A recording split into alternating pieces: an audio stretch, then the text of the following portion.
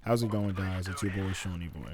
Before I get too deep in this commentary, let me just give you guys some context as to why I decided to make this video. So the other day I watched Up, and for those of you who don't know what Up is basically about some old man whose house got lifted up by a bunch of balloons. But in the beginning of the movie, you see the old man, but when he was younger. Now when he was younger, he had a wife.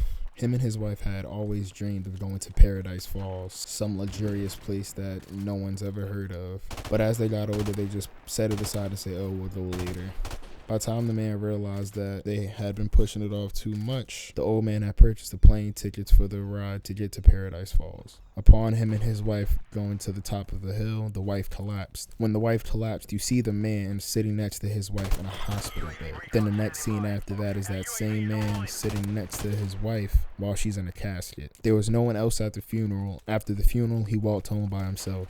Once he got to his house, he opened up their adventure book. Their adventure book had all their adventures that they did, and it had a picture for every adventure that they did. I know I just said adventure a lot, but there was one adventure missing, and that was Paradise Falls. I was also watching another show called Parenthood. Parenthood is some Netflix show about 4 brothers and sisters, I guess, and they're all grown up. They're parents, obviously, and they're all going through their own life struggles. So basically, one of the daughters of one of the parents was going through the teen rebellious stage. I hate you, Mom. I hate you, Dad. I'm gonna go do what I want to do. When she went out to go do what she wanted to go do, she got into a car accident and almost died. Even after the car accident, she still wasn't seeing the error in her ways. And it wasn't until her grandfather took her to the junkyard to go see the same car that she got into a car accident in. And he basically just gave her a long speech saying how dare you try to take away my dream. And then he basically gave this really long speech how when he was in Vietnam, the only thing he could think about was coming back home to see his family, and then started listing the family members, and I couldn't wait to come back home to see you, Amber. And then he got mad, basically said, how dare you try to take that away from me by making irresponsible and stupid decisions. I don't know, this is just something I've been thinking about lately. Like, I feel as though us as people,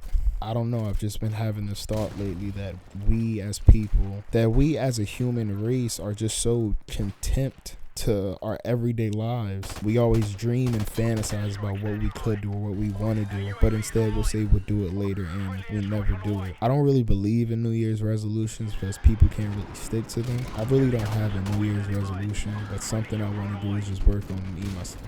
But I do want to try to be more spontaneous and do things that I want to do in that moment. I don't want to hold stuff off anymore. I don't want to hold off what could be possibly great memories that I would love to tell my kids about 5 or 10 years later that I can live with for the rest of my life. I want you guys to also try to get out there and do things now. Stop setting it aside. Stop holding it off for later. Go out and do what you want to do with the people that you love so that way you can have a happy life. If you guys liked the video, leave a like, comment, and it'll really help me if you guys subscribe. Alright guys, this has been your boy Shawnee Boy, and I'm out, man.